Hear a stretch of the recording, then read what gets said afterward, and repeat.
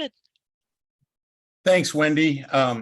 It's good to have everybody here. I'm really excited about today's presentation because we're going to talk about a product category that really has not been used very much in Florida. And I think we've got three very good resources that are going to be on here talking about it. So it's an exciting day for us and what we're trying to bring across to everybody.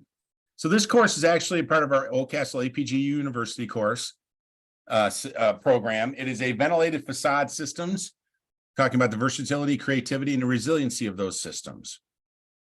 In terms of masonry and whatnot, we have our upcoming APGU courses, which are all free, that Wendy and her team at the state level promote. You'll see Masonry IQ, high wind applications for rooftop pavers. Derek Hodgins, forensic engineer, will be going through some different failure cases and talking about design and building failure, which is always very interesting.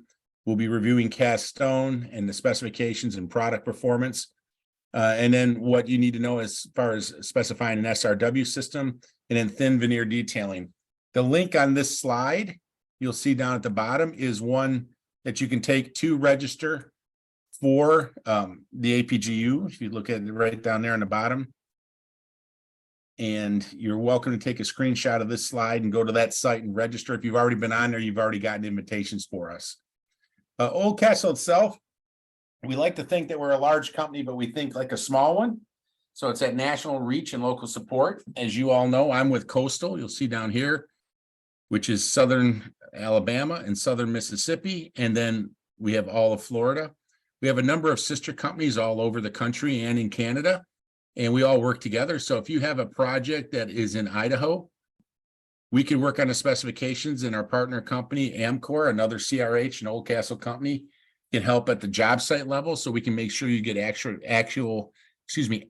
budget numbers and such, so you can do any kind of project. So we're a big company, but we want that small town touch, and we've been very successful with that.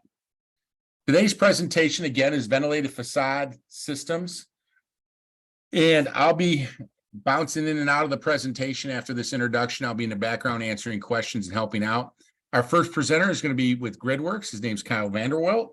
Kyle's a VP of Architectural Sales. He'll be followed up by Craig Lyon of Custom Cast Stone, which is the architectural sale. He's the architectural sales manager there. They're really one of the leading suppliers of cast stone in the whole country. And then Kurt Sendek, who is the president of 3D Stone, which is Indiana limestone. We've got a real good and broad offering with these three products to give you a good idea.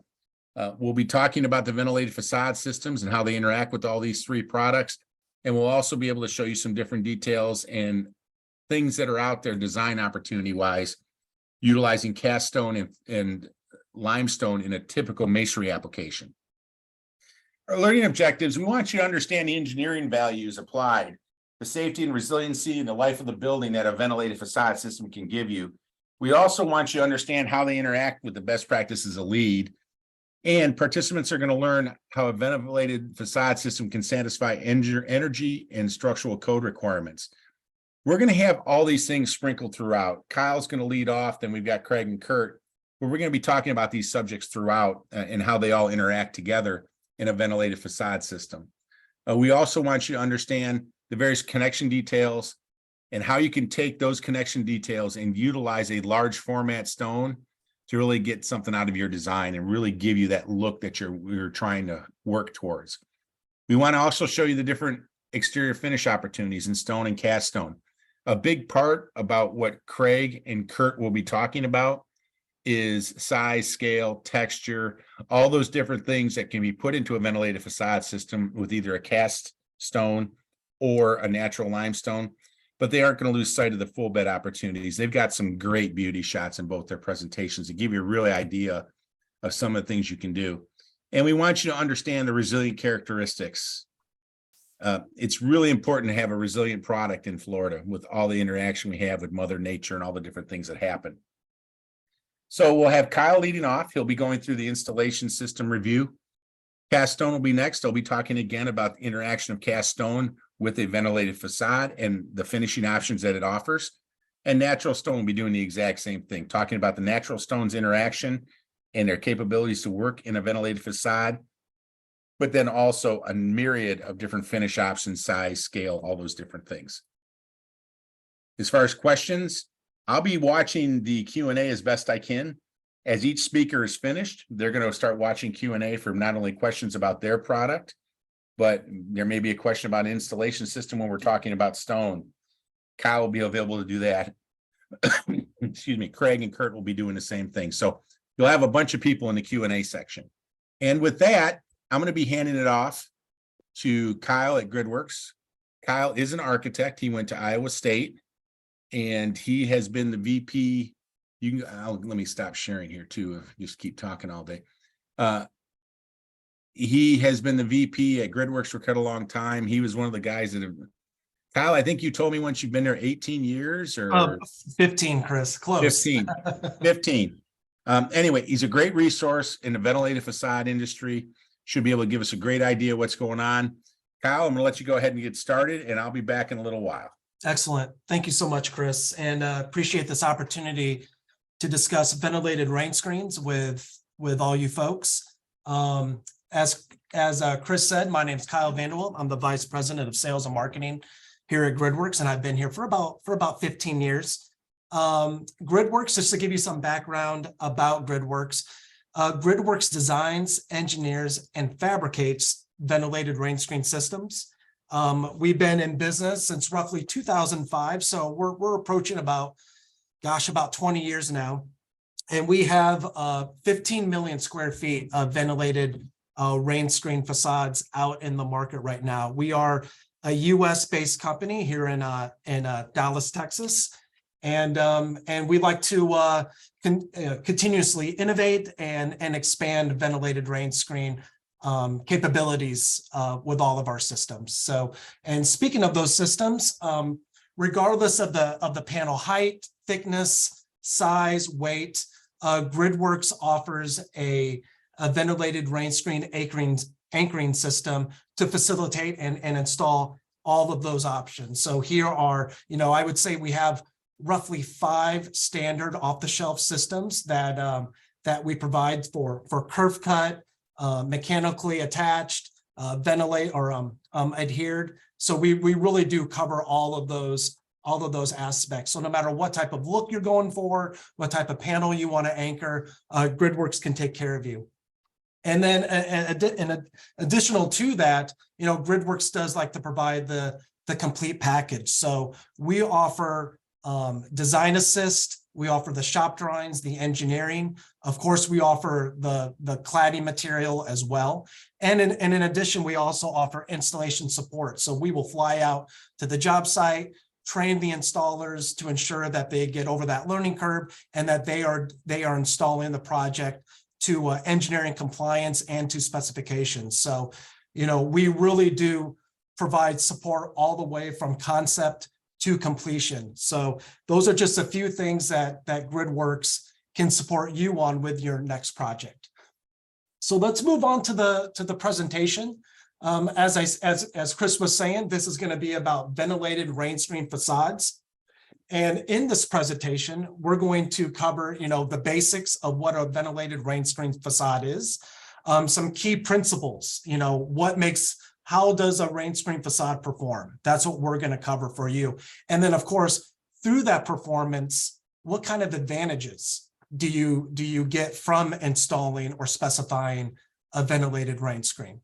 Once we cover those bullet points, we're going to have a small break to go through any possible questions that you may have about ventilated rain screen facades. And then once we cover that, we'll move on to our anchoring systems. We're going to cover 3 concepts of anchoring, which will include the kerf, back attachment, undercut blind connection, and adhered as well. Moving on from that, we'll talk about the delegated design process, which is a very common approach with ventilated rain screen facades. And then we'll recap and have another round of questions and answers. So let's kick this off. What is a ventilated rain screen? So to the core, the very basics of a rain screen is that, and I'll use my pointer here, we're essentially providing a shell over the inner shell or the substructure. So this outer shell, which is a rain screen, not just a clever name, but it actually is a screen. that's meant to protect the inside of the building or the substructure from rain, solar radiation, wind, ice, snow, gust of, hurricane gust and whatnot. It's intended to protect the inside of the wall from any damaging or unpredictable effects of the exterior. Of course, another benefit of a rain screen right now, while we're talking about it, is that it provides beauty for your project as well. Through a custom cast stone or 3D stone, you can provide the aesthetic, the look that you're going for, while also protecting the inside cavity of your wall. So that's it from a very basic, if I was going to say what a rain screen is, think of it as an outer shell to the inside of the cavity. So, there's a lot of rain screens out there, but what makes a rain screen a ventilated rain screen? And there are a few items that separate and allow that performance advantage of a ventilated rain screen. So let's talk about those briefly right now. The first thing you'll need to achieve a ventilated rain screen is an outer shell. Okay, so think of that as your cladding, and that's what custom cast stone and 3D stone is going to cover later on. That's the aesthetic, that's the beauty, the exterior look of the wall. So you will need that rain screen, that shell, if you will, to have a ventilated rain screen system. For this part of our presentation, I'm not going to talk about the anchoring system because we're going to cover that later on. But to achieve a ventilated rain screen, you will need an air cavity, minimum 1 inch, preferably 2 inches between the stone or the cladding and the sheathing and the air vapor barrier back here. So you will need at least a minimum 1 inch, preferably 2 inches of an air cavity right here in between the stone and your sheathing / structure. And then third, what you also need as well is your air vapor barrier, which is shown here in blue. Because with a ventilated rain screen system, not only do we recognize that water is always going to penetrate your outer cladding, your shell, it's designed for that. So in doing so, you do need an air vapor barrier on the face of your sheathing or your structure. So to cover this again, we got our outer cladding. You're going to have your substructure, your anchoring system. Optional, you have insulation in here as well. You have your air vapor barrier, which is marked in blue, and then you have your structural wall, and that can be steel stud, cast and plank concrete, CMU, or wood framing. So this is the bones of a ventilated rain screen system. All right, so now let's talk about the principles. Now that we know what a ventilated rain screen system is, or the layers, how exactly does it work? So let's talk about that. So first and foremost, with a ventilated rain screen system, the goal is to create what we call the chimney or the stack effect. Okay, so on your cladding, your exterior cladding, it's warmed by the sun naturally. So the outer cladding, it's warming up. On the offset, on the interior, you have an offsetting temperature or a cooler temperature, if you will. And in the winter, depending on your climate, it might be flipped.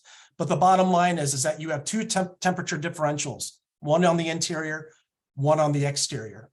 Because this outer cladding for this scenario is warming up, air that enters the cavity extracts the heat from that stone or that cladding and begins to rise. Just like hot air is lighter, it's going to rise up in your cavity. And so you have a positive air pressure at the top of the wall, and you have a negative air pressure at the bottom of the wall. And when it comes to pressurized rain screen, when it comes to the pressure, the goal is to equalize that. And so that constant process of equalization creates what we call an airflow pattern within the wall. Think of it like when you enter a building and you're walking into a vestibule and someone has the door open on the inside and you have your door on the outside, and you're going to feel that gust and almost feels like a wind is passing through that vestibule.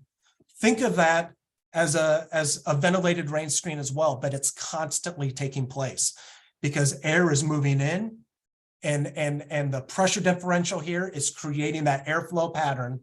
And so the cooler air drops, the warmer air rises, and it keeps that airflow moving into the cavity. So with that chimney effect, there's two ways to achieve it. And there's two aesthetics that you want to achieve as well, depending on your joint condition. So you have an open joint condition, and then you have a sealed joint condition. So with the open joint condition, you get isolated air movement or at each panel taking place. So you get that airflow movement taking place at each bed joint, at the head joint. A lot of air is circulating through that building to get that chimney effect. When you have a sealed joint, let's say you're going for a more traditional look, the air, you're going to want a vent or some type of passage for air to take place at the bottom of the wall and the top of the wall. And that way you can still achieve that ventilation and that air pattern moving through your project. Another key principle of a ventilated rain screen is moisture management. Okay, so you do have that positive pressure taking place at the top and the negative pressure taking place at the bottom of the wall. That differential, that positive pressure and negative pressure will force water that enters your cavity downward and then exit out your cavity. Additionally, because you have that airflow pattern, any moisture that enters your cavity, it won't be able to penetrate deeply into your cavity wall up against the air vapor barrier. It's going to be forced downward. And when it's forced downward, then it will go out at your weep joint. Additionally, because you do have that airflow pattern, you're going to get substantial evaporation. So air vapor, actual liquid water will be channeled out and away from your air cavity, and minimal amounts of moisture will actually come in contact with your air vapor barrier. Now the moisture that does come in contact with the air vapor barrier will of course drop down as well, and it won't be able to penetrate that line of defense that's assembled into your wall. So let's talk about some advantages of this system. Number one, and the one that is critical, is the thermal performance and energy savings. Okay, so we spoke about the exterior cladding warming up in the heat of the sun. All right, so you have that heat that's taking place, or if you're in a cold climate, the opposite, that cladding is cooling down. That air circulation within the cavity will absorb that heat or that cold air and keep it moving and reject it or expel it from the air cavity. So because of that moving, you can think of it as an attic around your building, which insulates or isolates the exterior from the interior of your building. So you're going to have a temperature differential taking place in the middle of that wall. Additionally, with a ventilated rain screen system, multiple systems allow you to add additional exterior insulation within the air cavity itself to further boost the thermal performance of your building. And so what that does is it reduces thermal bridging, and it moves that dew point, which otherwise would be on the inside of your inner shell, outside of your air vapor barrier into the air cavity, which is where your dew point belongs. And we're going to touch on that right here with the advantages of moving that dew point to the outside. So this is also a major health benefit as well. So this is an actual project. Actually, both of these examples are from an actual project that we completed in Pennsylvania, where the exterior condition had to be negative 2.6 degrees. Now, you're not going to see that in Florida, of course, but of course there is some extreme heat in Florida as well. So you can think of it, the efficiencies in that line as well. So for this specific project, we had the exterior temp was negative 2.6 degrees, and the interior had to be 70 degrees. So because of the ventilated rain screen system, we were able to achieve the thermal performance and maintain that 70-degree temperature on the face of the exterior of the wall. So from this standpoint, you're looking at this model, this wall from the outside. This is your air cavity and your insulation. And on this side, you're looking at it from the inside. So you see your steel stud frames. If there was, on this particular project, the dew point was 50.6 degrees. And you can see that the dew point, the 50.6 degrees, is outside of this air vapor barrier. And so that means that that air vapor, that water vapor, will convert to liquid water outside of the inner shell. And that's critical, because what that does is it reduces any chance of water collecting inside of your wall where there's no ventilation, and it reduces the chance and eliminates the chance of mold taking place in your wall or any other volatile organic compounds or pollutants from entering your wall as well. So we keep that water line outside of the air vapor barrier, and that ensures that the inside of your wall is dry and safe. So you don't have mold or spores or anything of that nature being developed on the inside of your wall, which can affect the air quality for the tenants of the building. Additionally, a major advantage of a ventilated rain screen system is the structural and movement flexibility. So with a rain screen system, we are tying the weight, the dead load of the cladding back to the framing. So what that means is this entire outer shell and the entire system is moving with the framing. All right. So regardless of deflection or wind loads or whatnot, the exterior is going to behave the same. The exterior cladding is going to behave from a deflection or structural standpoint the same as your inner wall. And that opens up a lot of flexibility. So like with traditional masonry, the stiffer the wall, the stiffer your substrate, the better. So let's look at L over 180 to L over 600. The lower the number means the more of the movement's taking place in the structure. That means there's more movement allowance and flexibility. Many times in seismic areas or areas with high wind load, you need to design for a lower deflection criteria, because that building it needs to be designed to move with those forces. So because the cladding is moving with the subframe, we can design these panels to move independently with that deflection, with those live loads. So like with traditional masonry, you're designing over L over 600. That substrate has to be extremely rigid, because if it's not rigid, you're going to get cracks and degradation throughout the wall. So with this system, because each of these panels is independently supported and anchored to a subframe that's tied back to your framing, it all moves independently and with the framing. So you design your deflection joint right here, which is taking place at the floor line for this situation. You design this to handle your live load deflection. So if you need a 1/2 inch joint there from floor to floor, we would design that within this cavity to allow the upper wall and the lower wall to move independently from each other. Additionally, because these panels are independently supported, they're able to expand, they're able to contract, they're able to move side to side without compromising the panel itself. So think about wind loads being applied to that panel that would otherwise compromise a rigid wall. With a ventilated rain screen system and independently supported panels, these panels are all going to move independent, which will eliminate or reduce any chance of cracking or damage between these panels. Additionally, with thermal energy, you have expansion and contraction. Same rules apply. You know, if you're thinking about a 50-foot long building with heat and cold cycles and wind loads and seismic movement, that wall behaves uniformly.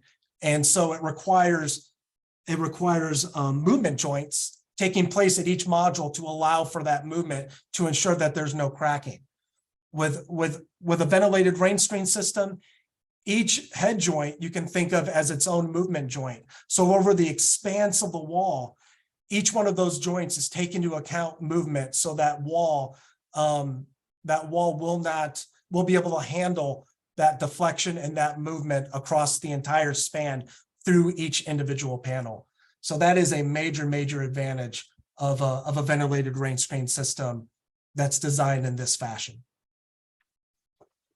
Another major advantage is the reduced assembly weight. You know, these systems are designed for thin stone cladding. When I say thin, all the way down from 8 millimeters all the way up to roughly 2 inches in thickness. That sweet spot being about the 1.25 inch thickness, you know, versus a traditional masonry, which is 3 5/8, 4 inches thick.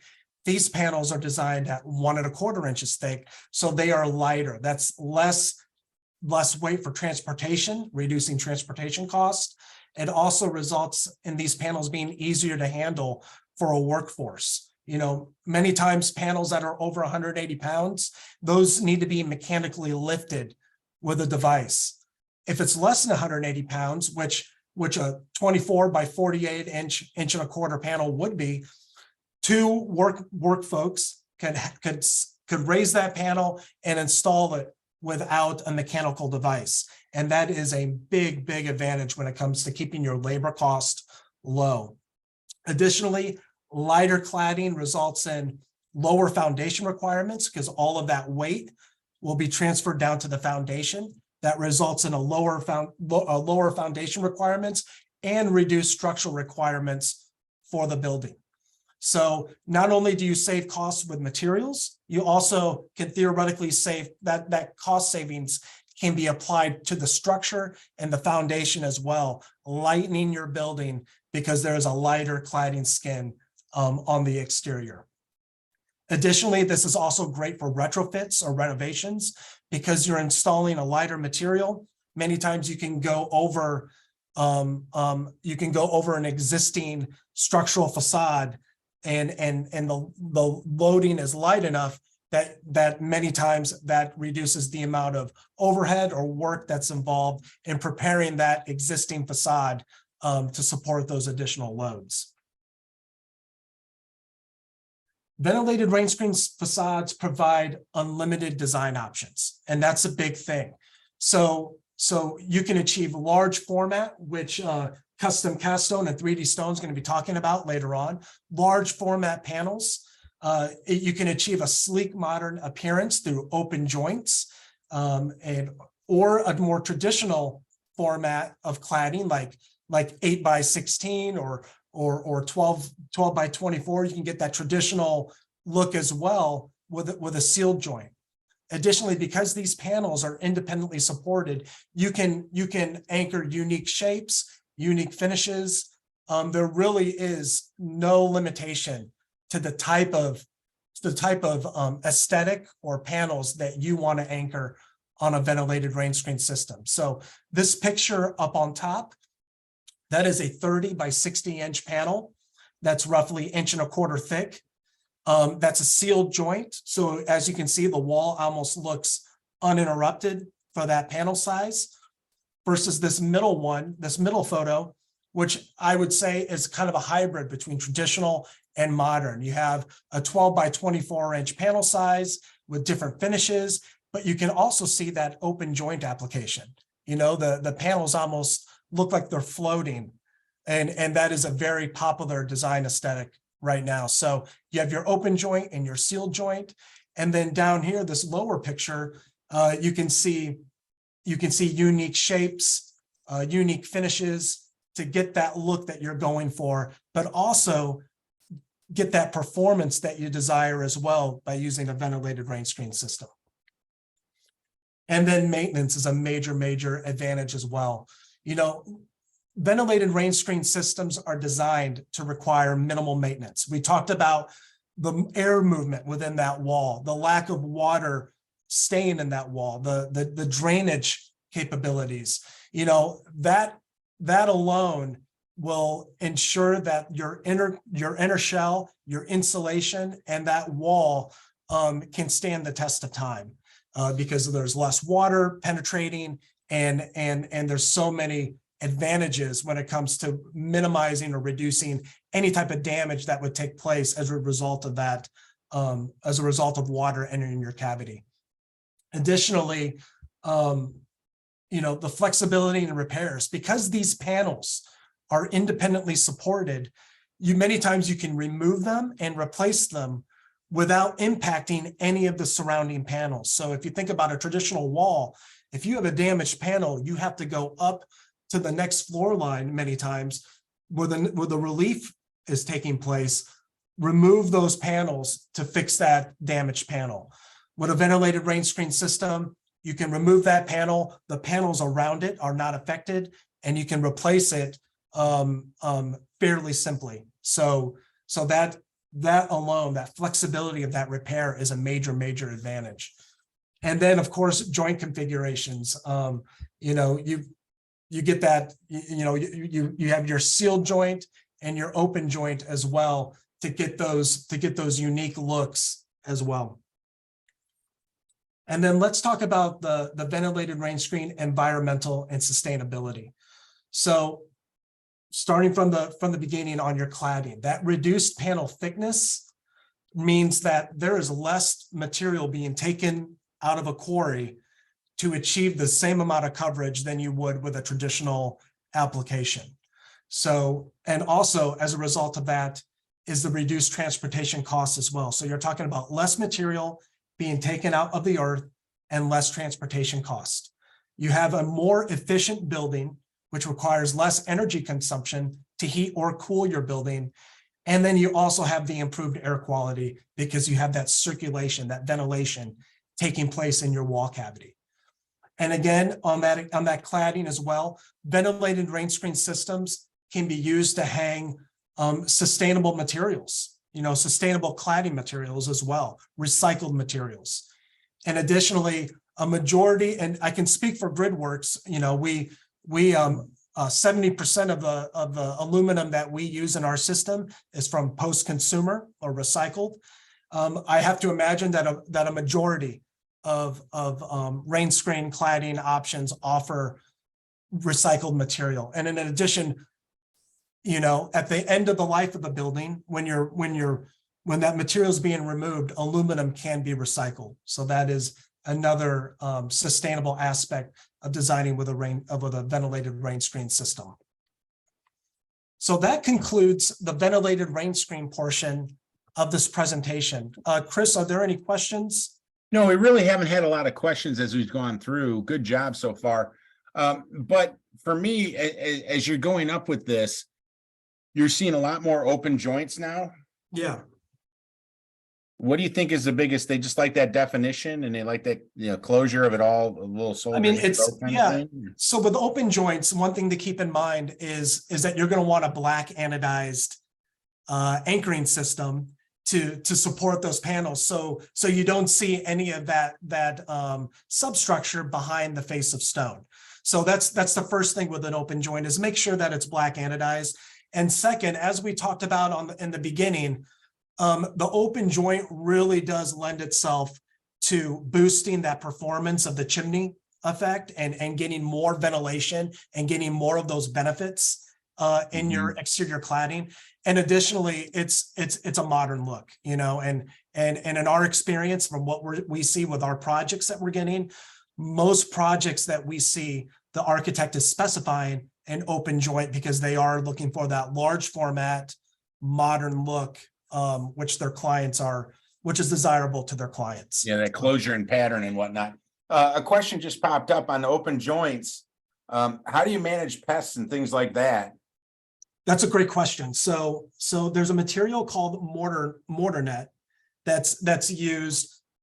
Think of it as like a spongy material that allows air to pass through, but it prevents bugs and other insects from entering the cavity.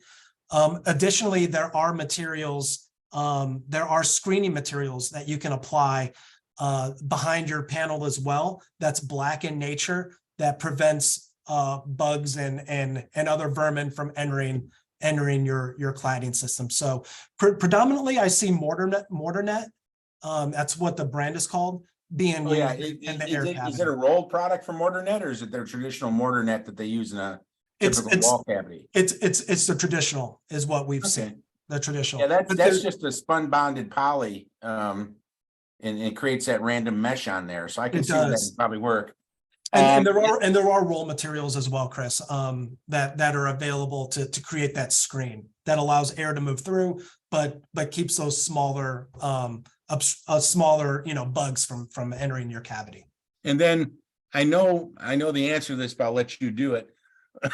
Best protection for the metal support system and keeping it from rusting. No, that's a really good question. So with grid, I can speak for Gridworks specifically. Our extrusions are 6005 aluminum with a T6 temper. We've undergone 1,000+ hour salt fog test, which I know is a big deal in Florida, and there was literally no corrosion with our system with that alloy under those harsh conditions, and it was tested with limestone, with precast, with other materials to, you know, that come into contact with the aluminum, and virtually no degradation. Additionally, with that, Chris, we did tensile testing and strength testing, and the strength of the system held up as well. So we have a letter from an engineer, SGH, which indicates that our system, the 6005 aluminum, performed similarly to 316 stainless steel.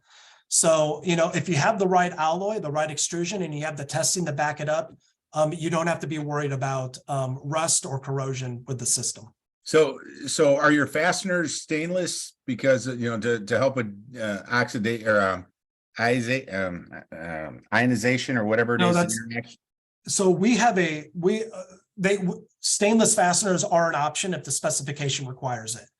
Okay. Our standard fasteners are a drill flex fastener, dual tempered, that also are certified to be able to withstand salt fog and salt spray and whatnot. But good question. Again, if the specification requires stainless, we'll provide stainless. If not, we'll provide a fastener that they can absolutely withstand those conditions as well. I just know that there's a problem when you interact with different metals, aluminum, and a couple other ones where you can cause, you know. Absolutely, and that's why you need, and that's one of those reasons it's nice to have an expert who or experts in the industry who can walk you through that process and provide the right fasteners to ensure there's no long-term issues with dissimilar metals or salt fog. Everything's going well. We'll let you get back to it there, and we'll watch the questions. You got it. So let's talk about a variety of anchoring methods. Okay, so when it comes to anchor attachment, we're going to cover 3 standard methods: saw kerf, a concealed mechanical anchor, and an adhered / chemical bonding agent. So a saw kerf is simply what it sounds like. Okay, you put your panel face down, the quarry does, and they send it through saws that cut roughly a 1/2 inch deep kerf. That can be continuous, it can be interrupted. That is designed to house a T or a J shaped anchor for mechanical support. A concealed mechanical anchor is ideal for a variety of panels. 8mm, 12mm panels many times are required to use concealed anchors like this because they're not thick enough to kerf. But also from a design aspect or an aesthetic aspect, if you need a clean finish, if you need a clean edge, you can't kerf it. So you're going to have some type of back / concealed anchor. And what we're specifically looking at here are bell-shaped slots that are applied into the back of the panel that an expansion anchor can enter, and basically that anchor enters, and then through some type of bolt or expansion, this anchor expands to fill that bell shape, and that's nice because it doesn't hard load the panel. There is some movement in that connection, so when it comes to the seismic or freeze thaw or water expanding, these are an excellent option.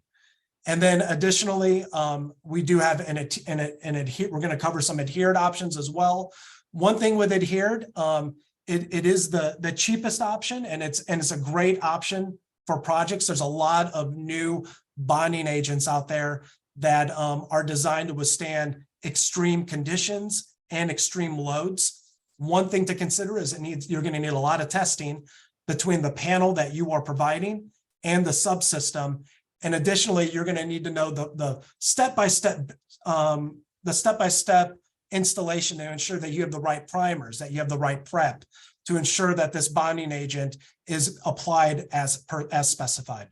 So let's look at first and foremost a curve system. So let's look at this right here. We have our panels that are curved, that are installed on a T-shaped anchor. All right, and the lateral load, the lateral load is taking place at the lower leg, and the dead load is taking place at the top leg. And this example shows a continuous horizontal channel that's being installed on a subframe with discrete wall brackets. Now, let me talk about this subframe really quick. You see these a lot now. Another method to boost thermal performance are these discrete wall brackets. They're discrete because that limits the amount of thermal energy that can pass from the exterior of the wall through the panel, down the mullion, and into the subframe. By making this discrete, you have less coverage that's coming in contact with your sheathing and your substructure, therefore less thermal intrusion entering your cavity. Additionally, we have thermal breaks on these wall brackets as well, and thermal isolating components around that fastener. So any thermal energy entering this cavity is going to be interrupted by these thermal breaks. So with the curve system, this is ideal as drawn. This is ideal for panels roughly 12 inches up to 36 inches, because you have support taking place at the top and the bottom of the panel. There is no reinforcement taking place in the middle. So you do need to understand the strength of your panel and how far you can span from anchor to anchor with those imposed wind loads being applied to the midpoint of the panel. So many times, this is 1.25 inches, 1.5 inches, 2 inches thick, going from 12 inches up to 36 inches. And some major advantages of a saw curve system is many times it's extremely cost effective. The taller the panel, the lower the cost.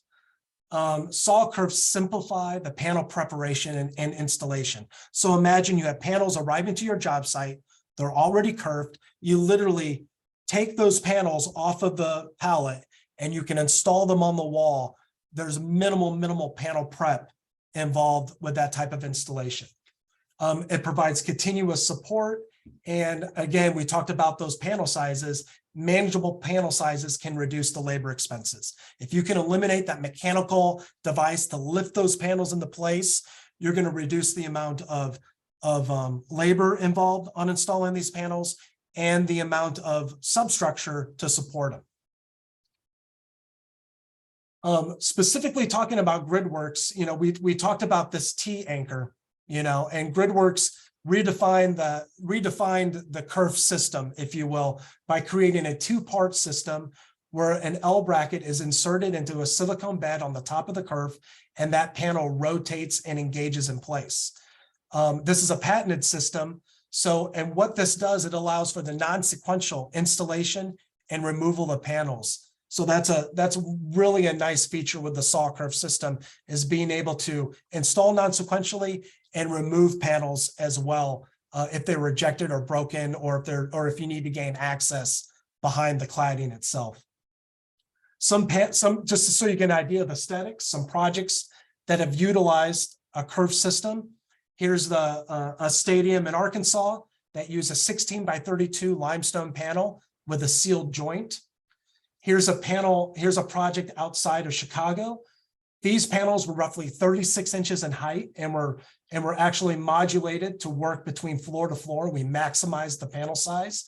And you can see that this is an open joint. You can see the definition of the joint around those panels. So there's some excellent airflow taking place on this particular project. Here's a project in California. This is what we call a coursed ashlar running bond. This is also open joint, but you can see by changing these panel heights, you get a unique dynamic aesthetic that almost is a throwback to traditional masonry, but has those additional performance elements that we discussed earlier with a ventilated rain screen system. And because this is literally in San Andreas, California, where there's a lot of seismic activity, these panels are all independently supported to be able to move with that seismic, to account for any seismic activity. And I would say this is about a 40-foot length wall. You don't see any control joints taking place here because each one of these panels, like I said, moves independently. So you really can achieve the aesthetic you're looking for and know that it can perform with whatever wind loads or seismic activities taking place. So let's talk about a back attach method, the mechanical kerf. So this example is an ultra thin 20 millimeter, and this method can be used for panels of any thickness, but we're going to talk about a thin panel. This is for a 20 millimeter panel. An undercut application is applied to the back, that bell shape, and therefore we have a clean top and bottom edge on these panels. And then an extrusion is added to the back of that panel to engage with a traditional or as drawn a two-part T-shaped anchor. And of course, the subframe and all the benefits of having a thermally isolated subframe is represented as well. So again, this is an ideal system to install ultra thin panels or to provide blind connections like around windows and doors where kerfs aren't where you don't want to see that saw kerf. You can apply this an application like this and have that clean transition around doors and windows. And one difference between this and the saw kerf that we talked about is there is panel preparation. You do need to apply, when the panels arrive, you do need to apply these extrusions to the back of the panel. So there is that added step. Some projects that utilize a mechanical kerf with thin panels, you could see how these are all sealed joint projects. This is all 20 millimeter limestone that's being installed on a mechanical kerf using those blind connections. And you can see with this large format sealed joint, how these panels virtually disappear and you have this beautiful continuous looking wall of natural stone. And now let's talk about an adhered option, an adhered kerf. So think of this just like the mechanical kerf. You're creating a saddle to integrate with a T or J-shaped anchor, but instead of a mechanical attachment, you can adhere the back, this extrusion to the back of the panel. Now with adhered applications on rain screen, a vast majority, all the ones that I've seen, I don't want to say all of them but I've seen many, they require some type of dead load application. It doesn't have to be mechanical. It doesn't have to engage with the panel like through a kerf, but you do need some type of L shape to support the dead load of that panel so basically that adhered material, that the adhesion is taking account for your lateral loads and your dead load is taking place at an angle which is tied back. Now that can be a very, very small discrete angle that is placed on the bottom of the panel, but you do want your dead load to be picked up through an angle. But other than that, the system is 100% adhered, tied back to this extrusion, which, like I said, integrates with a T and a J-shaped channel. One of the advantages of this is cost. Of course, drilling holes, costs money. The adhered application is a more cost-effective application. You do want to account from panel to panel. You do want to manage your panel heights to ensure that you don't need lateral support, but this is a very attractive, more cost-effective option that your customers may be interested in and that are available right now. Again, here's some applications using an adhered method. We have some unique shapes taking place at the bottom that we showed earlier, along with this 12 millimeter material going above this canopy and around the back. And then here is another application using what we would call an adhered kerf application, where you have that saddle adhered back to the panel and installed on T and J anchors. So now I've got about 5 minutes or 5 to 10 minutes left in my presentation. I want to talk briefly about a floating mount system. Floating mount is utilized for panels where you do need mid-span support. You know, T's and J's are great to work with, but depending on the panel thickness and the height, you may need to reinforce the midpoint of that panel. So this system is ideal for thin panels or inch and a quarter, inch and a half thick panels as well, where you do need lateral support. So if you want to support theoretically a 5 foot or a 10 foot tall panel, you would want to use a floating mount system. And that's designed with a continuous substrate channel that's applied to your subframe. And then you have these discrete clips that are applied using blind connections or adhered to the back of your panel. Your lateral loads take place down the back of the panel as required for engineering, where all the dead load takes place at the top of the panel.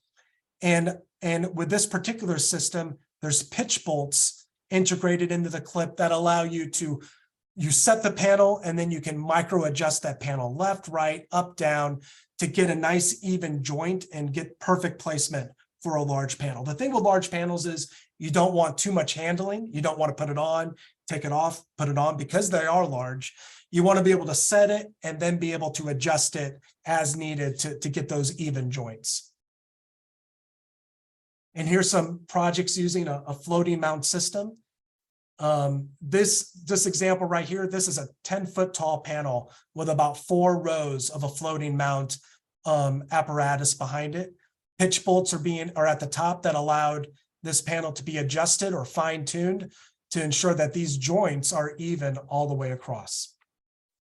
And then it's not just for thin panels. Here's a project currently going up in Manhattan where that's installing 2.5 inch thick natural limestone large format panels using a floating mount system. So, you know, in the last 5 minutes, let's discuss delegated design. So with ventilated rain screen systems, because they are technical, a delegated design is an attractive option for architects in order to spread out and ensure to spread out the workload and ensure a well-informed and optimized design solution. So basically, a delegated design, and I'll read this, is a specified approach where the design and engineering responsibilities for the facade are assigned to specialized consultants or subcontractors instead of the primary architect, you or design teams handling all aspects of the facade design. You would delegate that to an expert in the field. So typically with a delegated design, the architect has the vision. They provide the aesthetic vision, the basis of design. So you determine what panel sizes you would like. You also specify the materials, what type of cladding material you want through your specification. And then you also provide the performance criteria. You then list in your specification that this is a delegated design. And then therefore the delegated designer is then charged to provide to bring efficiency to the design process, to ensure that the facade system meets or exceeds your performance criteria. And then they provide custom solutions to the unique building connections, and they can provide cost-effective solutions and value engineering options as well. And then the last item I have here is they also absorb the risk, the liability. So instead of the liability being on the architect or the general contractor, the delegated designer, and through their engineering, takes all that liability and takes the responsibility of that ventilated rain screen facade design. So again, through the delegated design, you would want someone to be on board from pre-bid all the way to installation to ensure a seamless design process through the shop drawings, the fabrication tickets, the materials, and the installation. Another nice thing about delegated design is that a delegated designer can assist you with design, with any type of design assist. So they can provide you with details if you have any questions about certain conditions or connections. They can provide you details to assist you with your basis of design. They also provide cost estimating. They'll go through the drawings and provide you a budget for that project to ensure that it meets your client's expectations when it comes to cost. They will be responsible for the shop drawings and the fabrication tickets. They will either do that themselves in-house, or they'll delegate that to another third party. But the bottom line is they will take your basis of design and they will integrate it into their shop drawings, add their channels, their anchoring, and ensure that the product data and all the parts and plans and elevations and sections are represented for coordination. And additionally, they'll also provide the fabrication tickets based off of those approved shop drawings. And then probably the most important aspect of a delegated design is the engineering. Either in-house or through a third party, they will submit those shop drawings and their basis of design to an engineer to ensure that all wind load factors are being accounted for, that all anchorage loads are being accounted for and are within compliance. They'll apply breakage loads to the panels to ensure that the maximum zone 5 pressure on a corner won't compromise the panel with a conservative safety factor. And like I said, all calculations are taking into account a safety factor to ensure that over the life of the building, this project will comply. But having that stamped calculation package and those stamped shop drawings ensures that the project itself will meet your delegated design criteria. Again, there's also supplemental testing that you may require in your specification, such as the thermal and condensation report, something that we talked about earlier. You may want a project-specific Miami-Dade NOA test. If you have that in the specification, that will have to be something that the delegated designer coordinates as well. And any air vapor barrier test. You know, we talked about the importance of that air vapor barrier on how it keeps water out of that inner shell. There are tests available to ensure that the fastener that penetrates that air vapor barrier, that it's sealed, and that air vapor barrier truly keeps water out of that, out of the inside shell. So that concludes the presentation. Some key takeaways, let's cover this really quick, are that rain screens are a double wall construction method that relies on an outer skin made of cladding panels to protect the inner facade and thermal insulation of the building from direct rain, humidity, and condensation. We talked about the chimney effect and how a ventilated rain screen system creates that air movement within the facade cavity, and how that air movement brings advantages through thermal performance and moisture and condensation management. We talked about how ventilated rain screens provide a healthier and safer environment for people or for tenants by eliminating that chance of humidity from taking place in the inner shell. You're eliminating the chance of mold or pollutants from entering that building through the exterior cladding. That results in better and better quality air within the cavity, and also a safer environment because you won't have a degradation of the exterior cladding over time as well. The ventilated rain screen system moves with the substrate, allowing you greater flexibility with structural design. Ventilated rain screen facades are lower maintenance and allow for the easier removal and replacement of panels. And projects that utilize a ventilated rain screen can have larger, lighter, and a greater variety of aesthetic options for your cladding.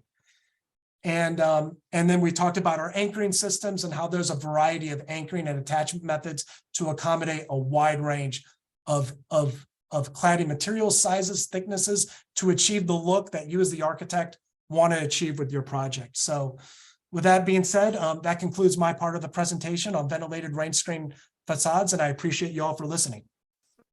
Great job, Kyle. While you can go ahead and stop sharing your screen while Craig is getting teed up here to go, we can go through a couple questions.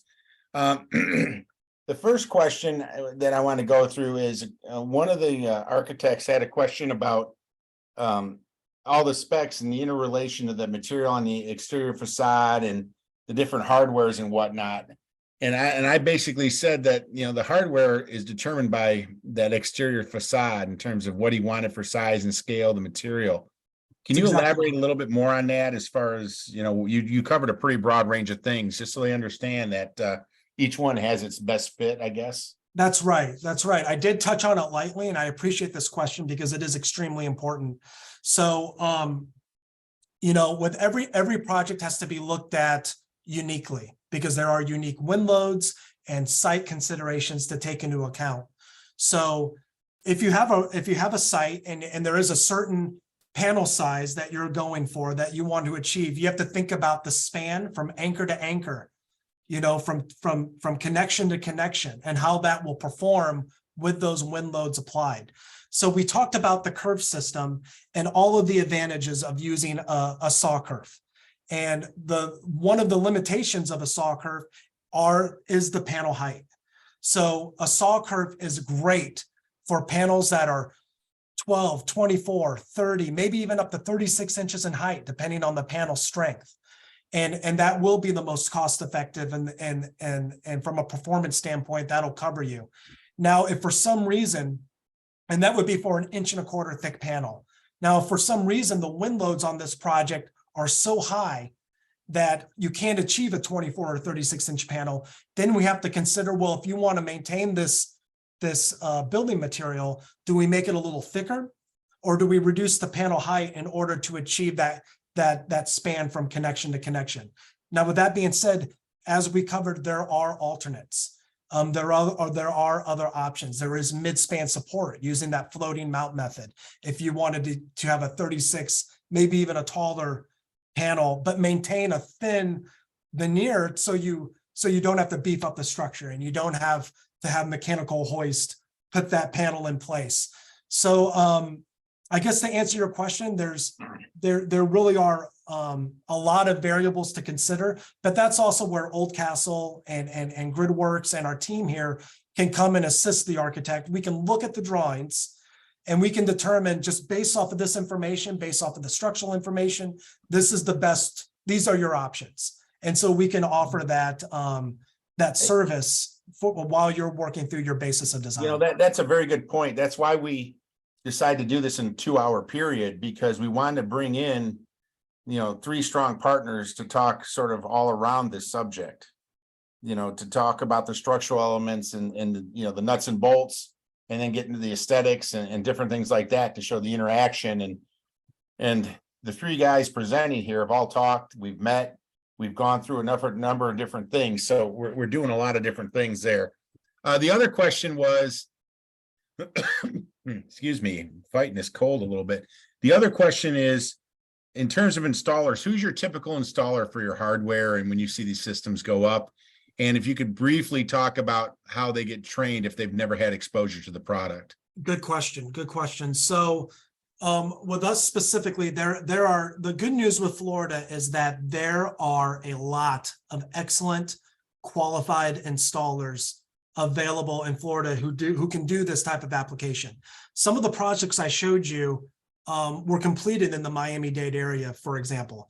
And I personally know a number of good installers who have excellent credentials and are capable of doing a top tier installation using a ventilated rain screen system. With that being said, not every, this type of market is expanding greatly year after year, and more projects are being drawn and being specified as a ventilated rain screen system. With that being said, as the market expands, more and more installers will need to be who dabble, or who not dabble, but who are pros at traditional masonry, are going to have to, get trained on how to install a ventilated rain screen facade, because it is masonry, it is Division 4, but there is a different sequence and a different process that separates it from traditional masonry. So one aspect that we at GridWorks, one aspect that we apply on projects is that we provide installation training with our quotes, with our services. We'll send an installation pro out to the job site who will sit down with the team and actually go through the shop drawings, go through the engineering, make sure that they understand how this works. Additionally, they'll go on the wall and they will install rails and install the system to ensure that they get over that learning curve. Because at the end of the day, this is a ventilated rain screen systems you can think of it also as a carpentry application in some aspects. You know, you're cutting your rails, you're installing them, you've got your work points. So there is a little bit of a learning curve, but it's also simple. So That's a good point. This is definitely very collaborative, from the specification all the way through installation. One other question popped up, and it talked about fastener sizing, and the fasteners, this product is specified from fasteners out, because that's all part of the systems approach that you're looking at with all these items. that's right. What will happen now is Kyle's going to watch the question and answer for anything else that pops up, and he'll look at the things that I did answer. There's 4 or 5 questions in there. I want to let Craig get started. Craig Lyon is the architectural sales manager for Custom Cast Stone. They ship all over the country. They do fantastic work. I went up and looked at their facility. Although they don't make red cast stone, I just absolutely love the project on the screen where that red up there. So Craig, are you there? I am here. Everything looks good. We'll let you go ahead and get started, and then we'll talk to Craig about his product and some questions when he wraps up. All right. Thanks, Chris. Appreciate the time. Appreciate everyone taking a few minutes out of their day to kind of get some background on ventilated rain screen, and then a couple of options for stone. Cast stone is what we do and have been doing for 30 plus years. My name's Craig Lyon. I also sit on the board of the Cast Stone Institute as a board member and chair the AIA and the Thin Stone Committee. So I hope I can bring some background to this application today and what we're talking about.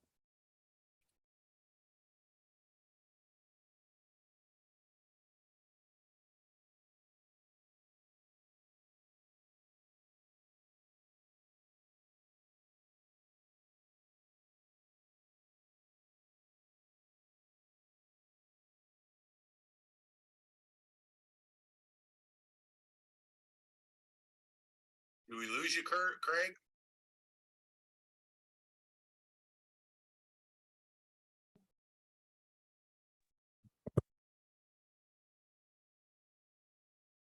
Your slide prompted, but we lost your voice. Shows on the screen that he's muted. Oh, sorry. I must have Okay. hit. There we go. Sorry about that. So we'll walk through the background of what architectural cast stone is. And then we'll walk through some of the applications traditionally used for cast stone, and how we can work with a ventilated rain screen, and talk about some other applications that we have done historically.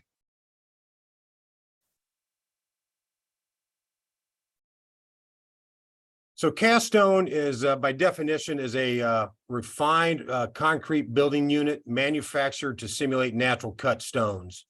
And we fall under ASTM C1364, which provides all of our standard requirements for testing and materials.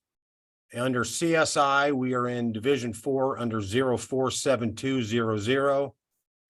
And additionally, we fall under the TMS standards specific to cast stone, which is 404, and that covers design of cast stone projects, 504, which is fabrication of material, and 604, which is installation of architectural cast stone.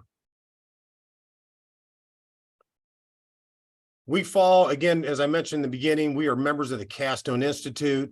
And it's pretty important to understand the responsibilities that the Institute provides for the design community. Formed in 1927, it's the authoritative body for cast stone, and it provides expert counsel to architectural and engineering communities.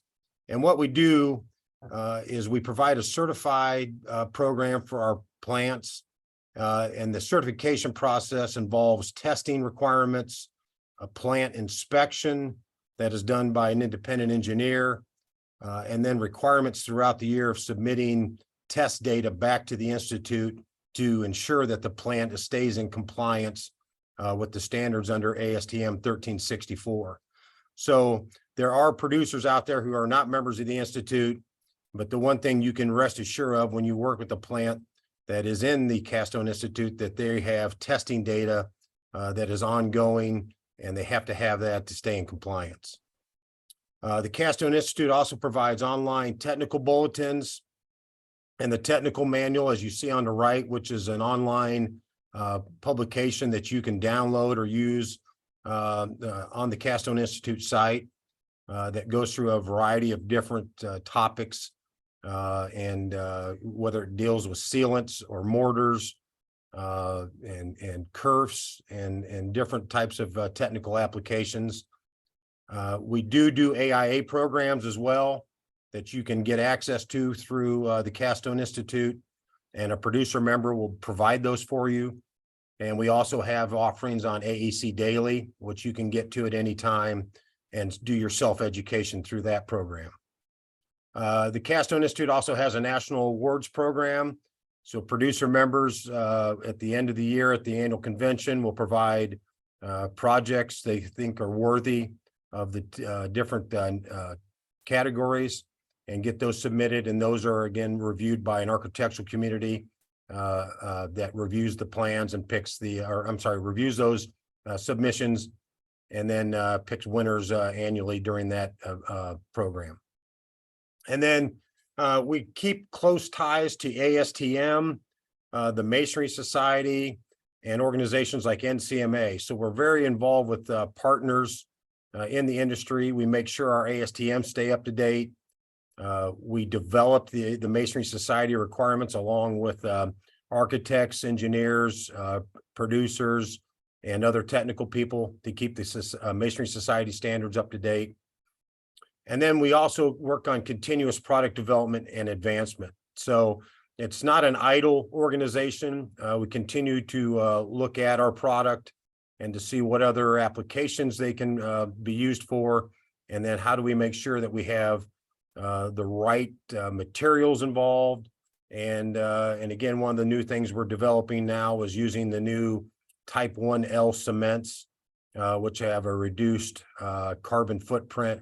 So there are things, again, that the Institute's very involved with. We have a series of physical requirements that we are responsible for as a producer. We have to make sure that under ASTM 1364, that our compressive strength of the material does not fall below 6,500 PSI. We have to make sure our absorption rates are no greater than 6%. And we also do annual tests for freeze thaw to make sure that, again, the durability of the product after 300 cycles meets the standard of less than 5% loss of mass. So it's a very highly tested product. And again, this is related to 1364, but it is enforced by the Capstone Institute. So a typical test report that you'll get back in any certification submittal back from a Capstone producer should include, in this case, the 1194 and 1195 test results, which show the minimum the PSI of 6,500. And in this case, the results are all an average of 7,500, and the absorption max 6%. And the rates in these samples all came in at 4.9%. So making sure that they reach the required thresholds. And then you can also see that we test for density of product, which is very important. And as we work with companies like Gridworks, the density also plays into the fact of durability and the use in a ventilated rain screen system. So again, density is one of those things that has to be tested for. And the results actually on this slide that you're looking at are tests that are new with the new Type 1L Portland cement. And again, the gray cement community has been using Type 1Ls for the last year or two. And in the white cement, which is what most of architectural products come from, the Type 1L is going to be new to the market in the last half of this year. Again, it's a good thing because it raises the green content of the mix design, and we are testing those things to make sure they stay in compliance with 1364. And as you can see here, the results have been very good. So as we go from what the product is into what are the applications that cast stone can be used for or historically have been used for, the first one we'll cover today is use in a ventilated rain screen system.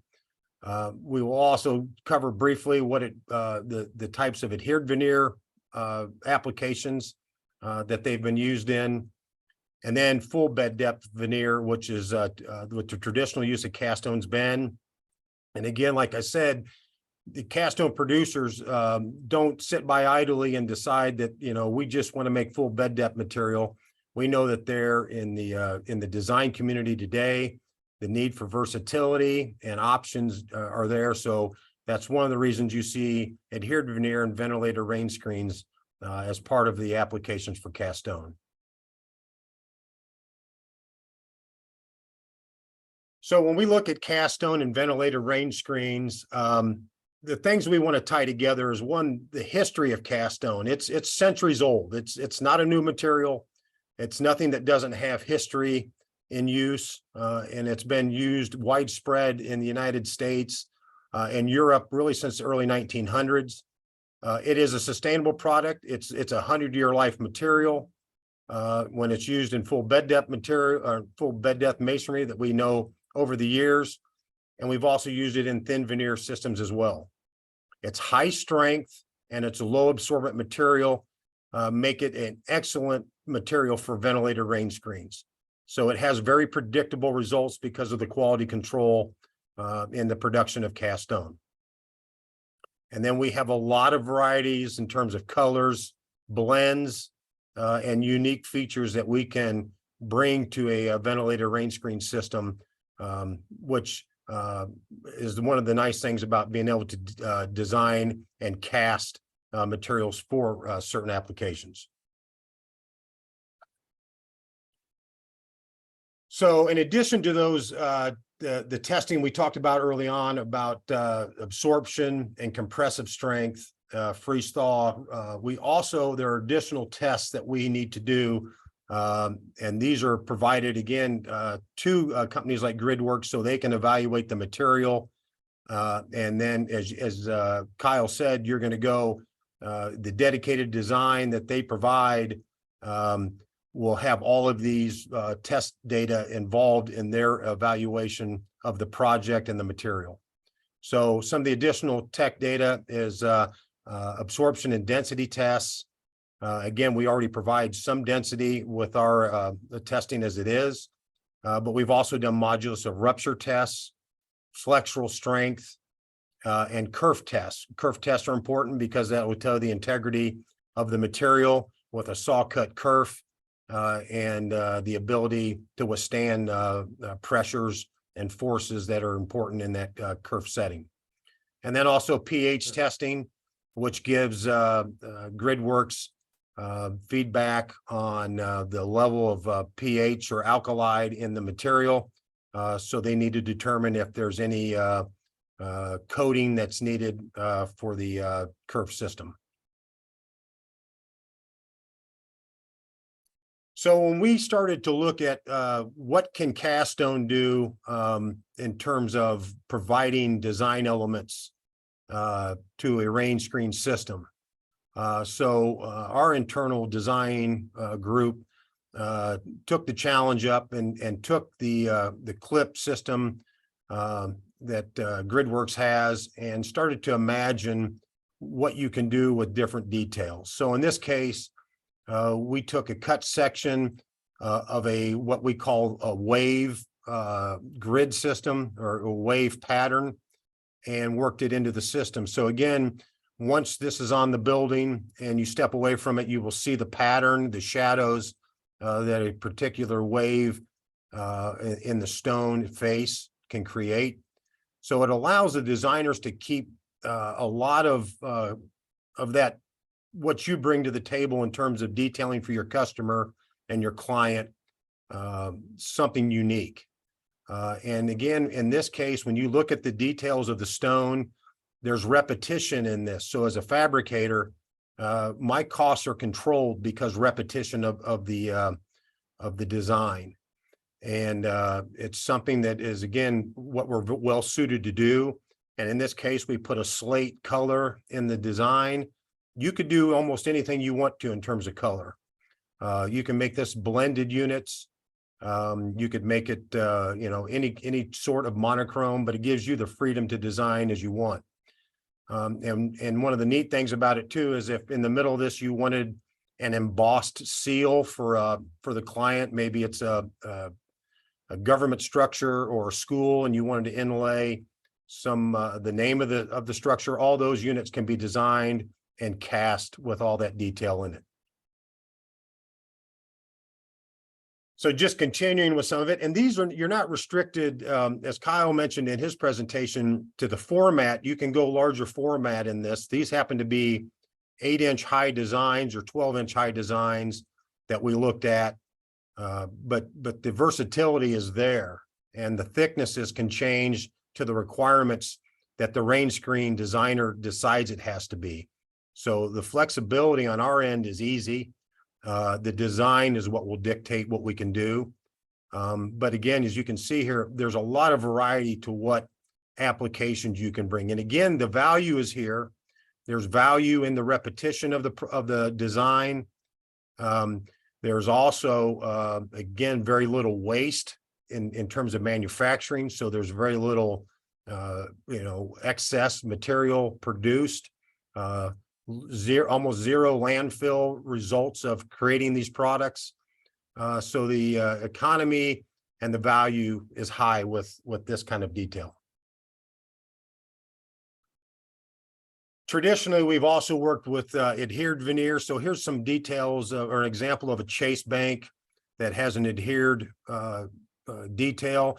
The corners are L corners. So again, traditionally, where it looks like it's a full bed depth material.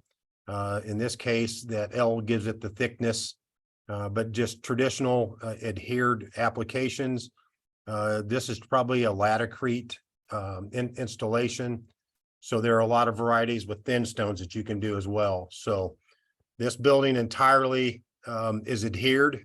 And again, this one used Laticrete, but it's a blended slate and light gray color to give it the versatility. They've used rock face textures as well as smooth details in this application.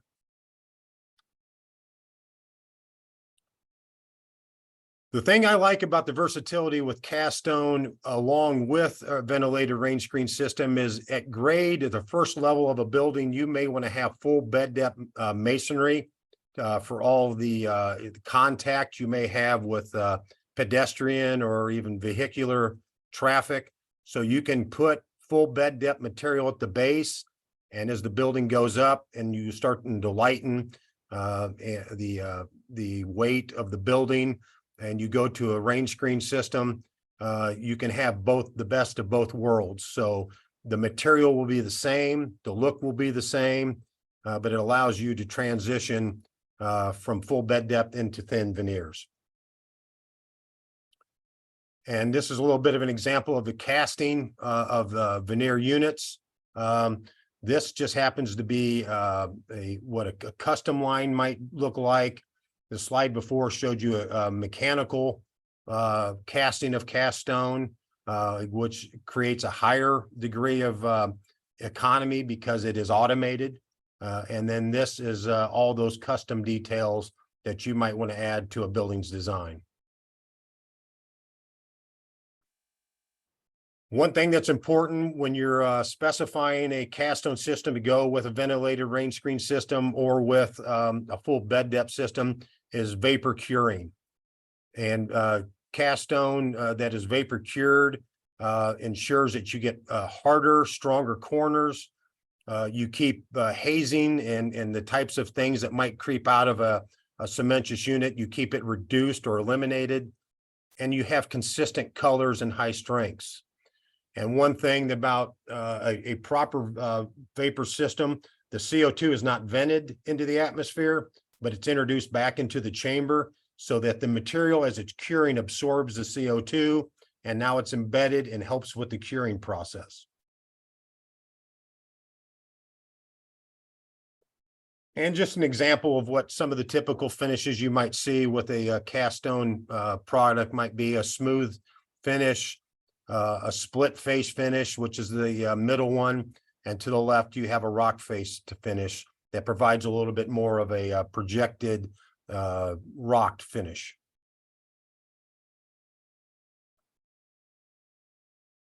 And again, just some, we'll go through a few beauty shots here, looking at some different applications. And almost all of these, I can find elements that certainly would be well suited for a rain screen system as well. But it just gives you the versatility of moving from full bed depth materials into thin or ventilated systems. And this was a project in North Carolina that, again, a lot of dimensional material at the base, and then the trim around the windows. So again, versatility and shape, sizes, but again, repetition. You can see throughout the building that the designers repeated the use of the stone elements, which in a casting system provides a lot of value with the repetition. And signage and details can be worked into any stone facade. I like when I look at projects like this where you can kind of see the versatility, that it's not just a flat surface, but also provides a lot of nice detail. And in this case, here's a project that was on that front slide that deals with blends and blended units. To give it a different look, so it's got more of a natural stone or a simulated stone that gives it a blended finish. And then even residential uses, very good for stone. Again, this one has a mixture of smooth and rock face textures in the finish. And then you can get into detail application as well. So we use CNC work. We do a lot of tool pathing. So here's a good example of a project that, as you can see, the top left was a scan of the original. We created a tool path in the upper right-hand corner. And then we created the physical model, and then the rubber mold for the casting. And then we reproduced, in this case, 27 caps on the university campus to match the original. And then you can get into unique features like this that, you can get very specific as to what the detail and design is.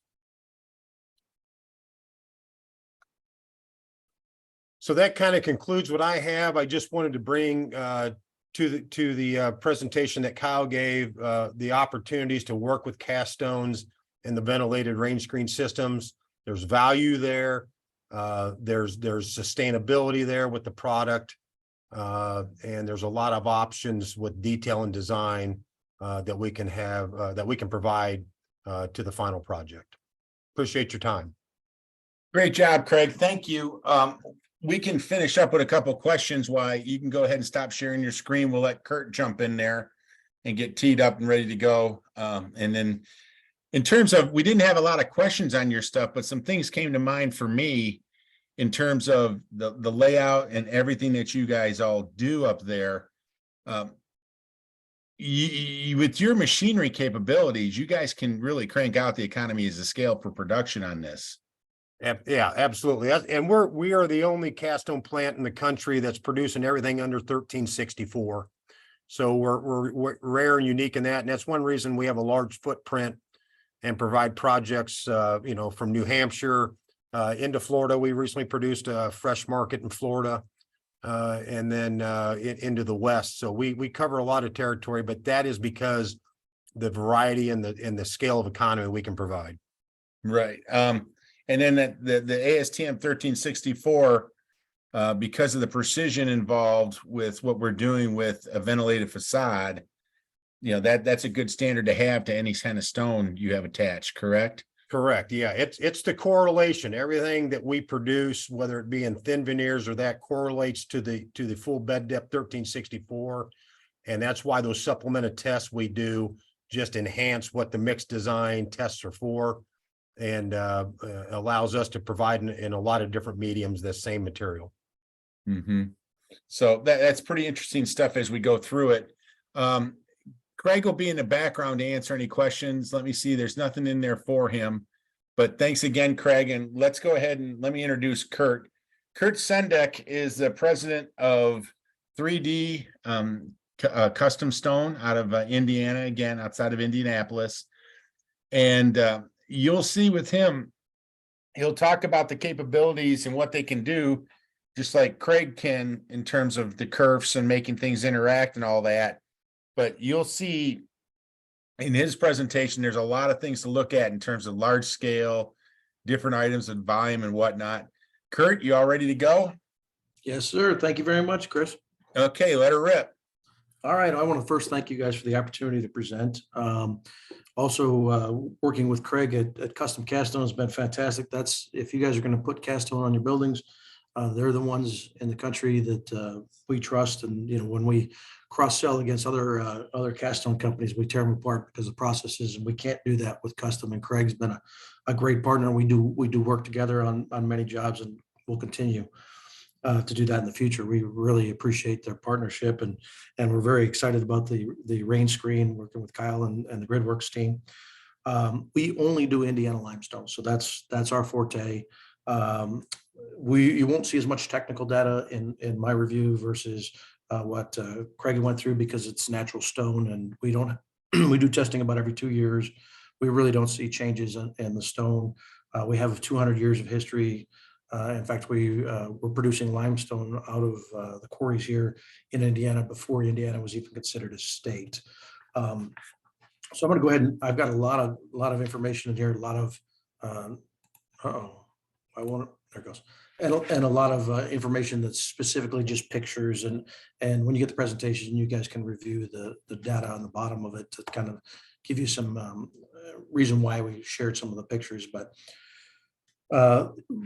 Indiana limestone works extremely well with these rain screens because of the air gap that's required in the back of them to keep that stone dry. We want to make sure that the Indiana limestone can breathe, because it's a natural stone, and it will change over time. The Indiana limestone on the for example, the Empire State Building is changed over the many years. It looks today to be buff, when the job was actually done, it was done in gray, because it will change. It will change to be different colors during wet versus dry.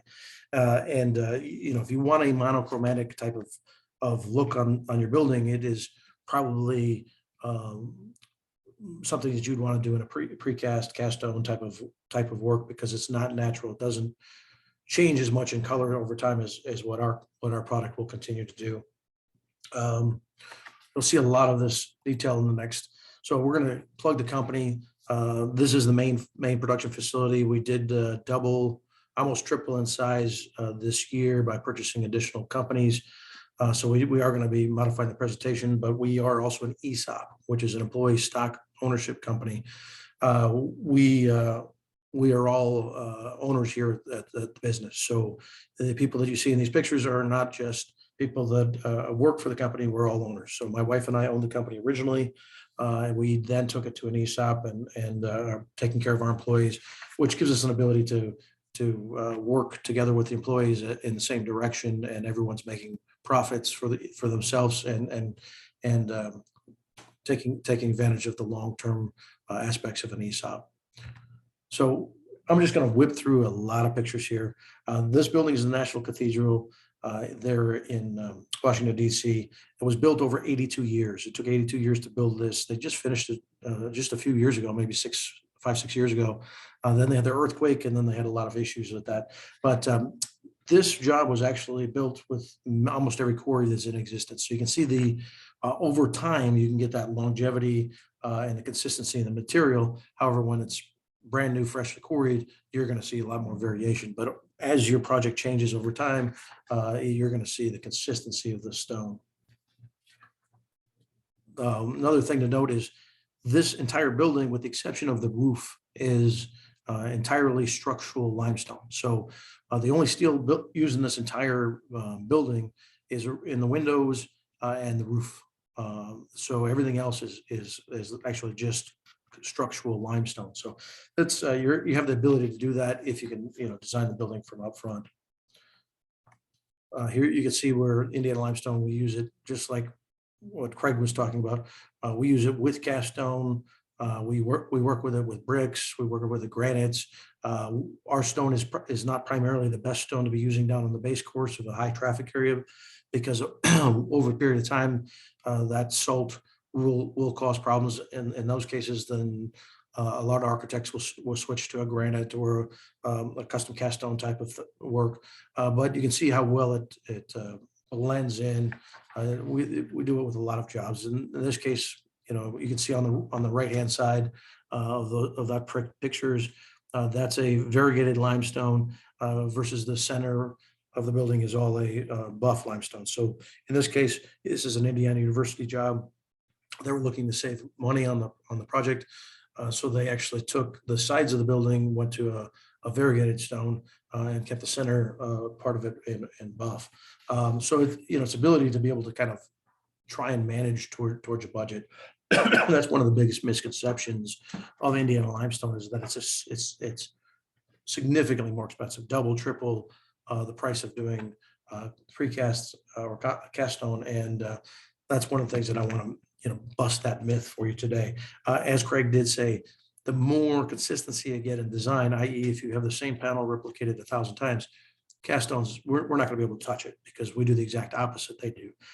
Instead of them building their mold and then building each piece, we're the exact opposite. We're actually taking a block out of the ground that's 10 foot by 5 foot by 4 foot generally, and sawing that and cutting it down. So our ability to go, if you have a 1 inch piece difference across the, you got 40 pieces and all of them are different because of a 1/4 inch or 1/2 inch. That really doesn't drive our price. However, when you're making molds now, all of a sudden they would have to make 40 different molds. So their price would, in some cases, even be more expensive than natural stone, depending on the design. So you have to work with your team to try and really understand what is the best application and how do you make sure you're designing for the product that you're trying to put into your system. Here's a picture of a project that we received an award in 2008 for masonry and masonry magazines. As you can see, this building was built, I think about 25, 30 years ago. And you can see that some of that variation in the color. You can see some of the natural aspects, but this is also full sunlight. So sometimes you can see variation as the product is drying, if it rained the previous day, those kind of things. But I just want to note that because, it will turn more white in another 20 years and be similar to what you see in the National Cathedral. But another example of another finish. This is at the University of Denver. Excuse me, I'm sorry. This one's at the University of Michigan. The next one's the University of Denver. Just gives you an ability to kind of break up the walls. This one's at the University of Denver. You can see, because of the way the column is on the right-hand side, how it tapers. Whenever you're doing one-off pieces like this, and then you're creating that surrounder over the window, those kinds of things become very cost builders for cast stone, because they've got to make separate molds for each one of those pieces, versus us, we're actually carving those where we're using CNC work. So, again, knowing what your design is will help you pick the best blend. Also, you can do some art. This is done with CNC work. We've got 6 of the latest CNCs. We'll continue to purchase those as we continue to grow and drive towards the business. Again, there's just many varieties. So I'm going to zip through some of these. The Yankee Stadium was a concept that was done on precast. So these panels are all 2-inch thick panels that were all concrete poured into large panels and then slapped on the wall. So we're currently doing some work like that in New York City, where they're making 10 foot by 15 foot panel types of work. Residential work, obviously, is a large portion of our business. We do probably about 40% residential, about 20% to 30% commercial, and 20 to 30% of both colivariums and government work and schools, both universities and that kind of detail. Here's another private residence. You can see there's the front of the house, and then you see the back of the house. This is kind of gives you an example of some of the luxury that you can design with, but also you can go to rustic. So you can see where the stone is quite versatile, similar to most natural stones and or precast, but it gives you the ability to kind of design in more modern and or rustic, depending on how your design goes. Here we've got some split faced and cut limestone kind of mixed. One of the things that we like to point out is the solar reflectance index. So we get lead point credits in 7.1 of the credits, and basically Indiana limestone thermal capability is quite impressive. So putting it around pools will help keep the temperatures much cooler to the touch versus if you went to something like a blue stone or a granite or things like that. Walking across those, anybody that lives in the South like you guys do, or many of you do, that the thermal issues when you're outside is dramatic, and Indiana limestone has a unique property of having that 7.1 index. I'm going to start with some history. Again, I supplied an absolute ton of information in here. I'm trying to go through it as fast as I can, so we got a couple, but I'm going to gloss over a bunch of things just so that way we can get to some important stuff and you have some time for questions. Basically, this is some history of the Indiana limestone 330 million years ago, when it was created, and how it kind of works today. A little bit of history on some of the dimensional stone mills, as well as active stone mills. And this building was built in 1890. There's a lot of history. We've been producing Indiana limestone for building structures for over 200 years. The supply reserves. So we actually have also shipped off the continent too, but supply reserves are currently slated with just one quarry, which is Polycore. They believe that they've got over 1,000 years of supply just on the land that they currently own and are quarrying today. So it's you can never say it's limitless, but as far as it's concerned right now, we don't have any supply constraints to worry about. The limestone itself, the top layers are St. Louis limestone, and that's a harder grade stone that basically has been exposed to the oxygen. As the limestone gets exposed to oxygen, it becomes harder on the surfaces. As you get down deeper into the quarry, after you get the overburden and the St. Louis just gets blown up and uses DOT grade rock underneath the roads. And then you get all the way down to the bottom and you get them the Salem limestone, which is the carvable grade. We're currently working with the quarries, but a lot of new technology has been happening in the saws, and a lot of multi-million-dollar, many-year expansions of those saws are leading to larger efficiencies. Because before everything was done by hand, it would snap at the natural clefts of the stone, and your blocks would be much more variant in size. Now we're starting to get more consistency on the size of stone, which again translates into more design standards and less costing. So there's some of the older technologies. They drop blocks that would be half a million pounds. Then they would insert wedges, break the wedges off. A lot of this technology, where you can see the blocks, the faces on the blocks have just tons of variation on them. You're not seeing that much anymore. We're sawing through the quarries a lot of these through Polycore. We do have some smaller quarries that still operate like this, but this technology is reducing the waste and but at the same time increasing prices for the short term because they're spending so much in technology. Specifics of Indiana limestone. So we have three different colors. You've got buff, you've got gray, and you've got variegated, which just is a mixture of the two, just how Mother Nature created it. And then we've got three different grades. Select, which is statute grade, you'll see that in a lot of specs. It really doesn't exist for the most part. You can, if you were going to do a statue, you'd probably go out and pay the extra money for that grade to try and make sure that when you're carving into it, you're not having any major issues with getting into a hole as you get into a face that you're, 300 hours into the work. Standard grade is pretty much standard. The select is less than 0.1% of all stone. It's grading. Standard is the what you'll see in most of the projects that we work with. And then the rustic is a little bit more pitty, a little bit more open. When you stand back, you really can't differentiate if you're 20 feet back the differences, but there are significant differences in cost. Here's the ASTM standards data. Again, those get run about every 2 years, but there's very consistency. We almost see very little to no issues. And again, one of the important things is the lack of silica. There is no silica in our projects, or minor amounts enough that doesn't even register. Fasteners, you guys have all seen these types of fasteners. Cleaning of Indiana limestone, is as simple as power washing. We do have some chemicals that are out there in the marketplace. We, try and work together to try and keep up with the speed of those chemicals to ensure that you're not staining the stone and or acid hitting it.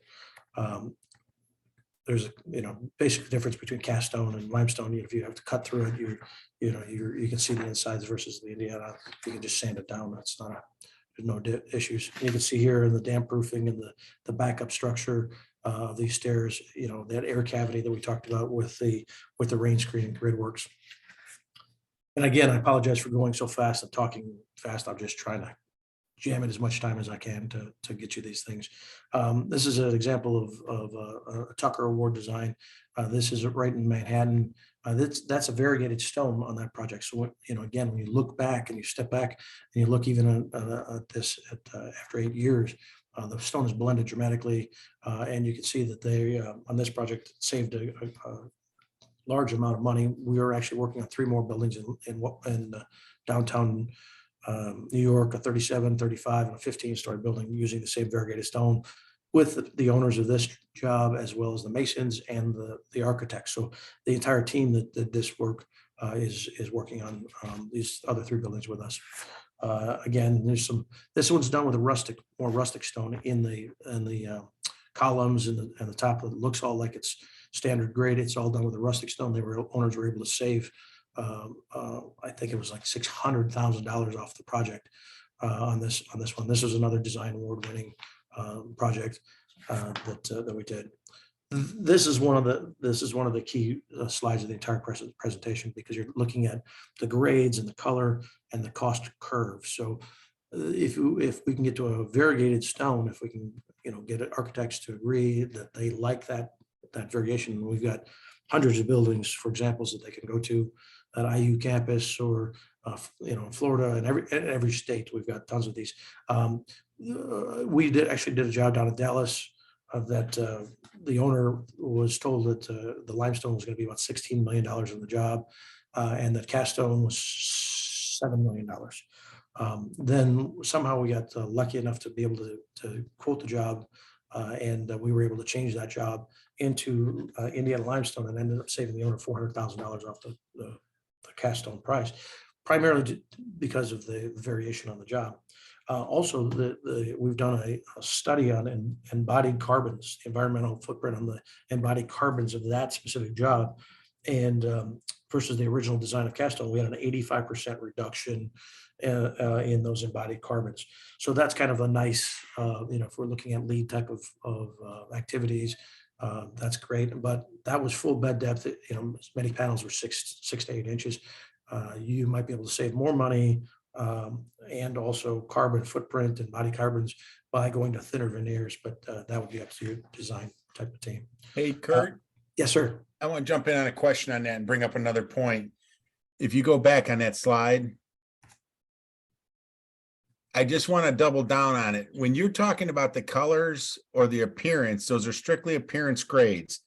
Structurally or anything like that, there's no downgrade in any kind of structural application or limits in use, whether we were going to go with a full bed or you wanted to look at a ventilated facade application with a thinner material. There's nothing variable there.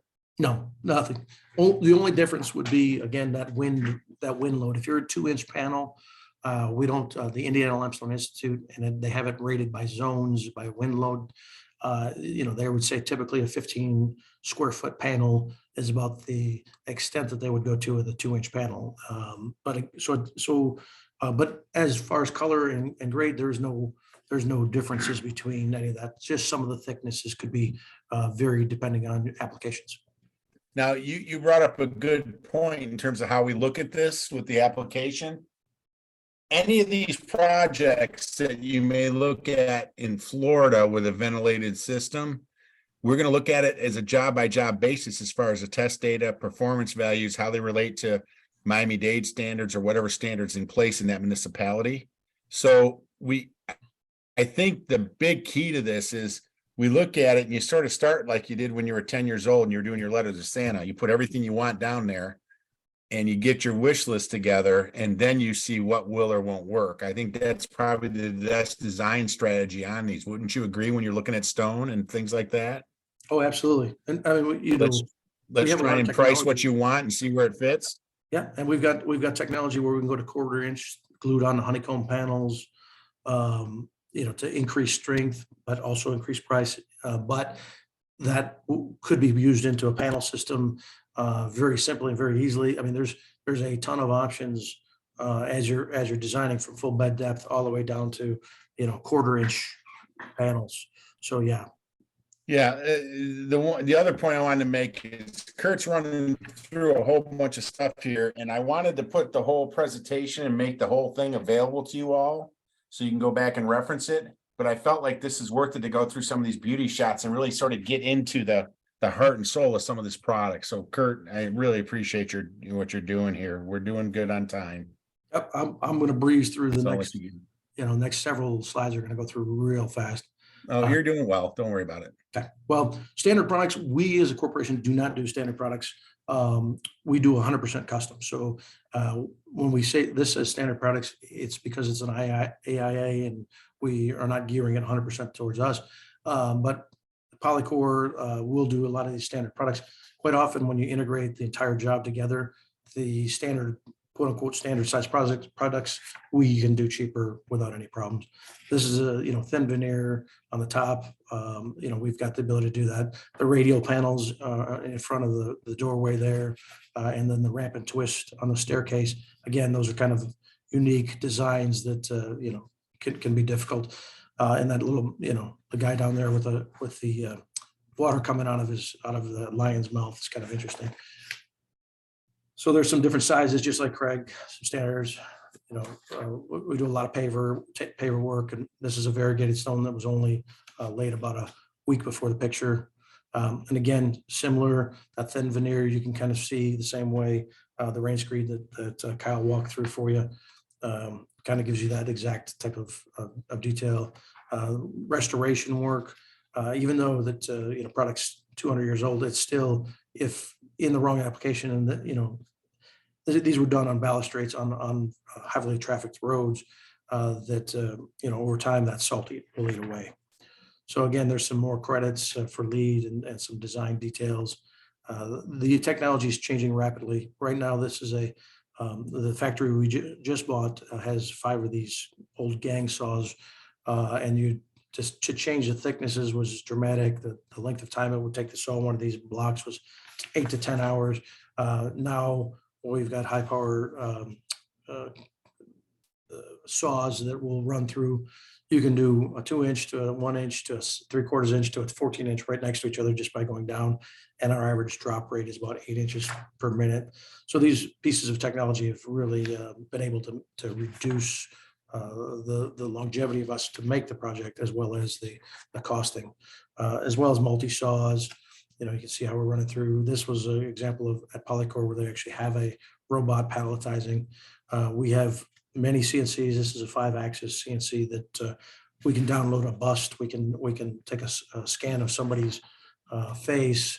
I mean, we deal with a lot of wealthy people, and you'd be crazed, if you understood all the stuff that they ask for.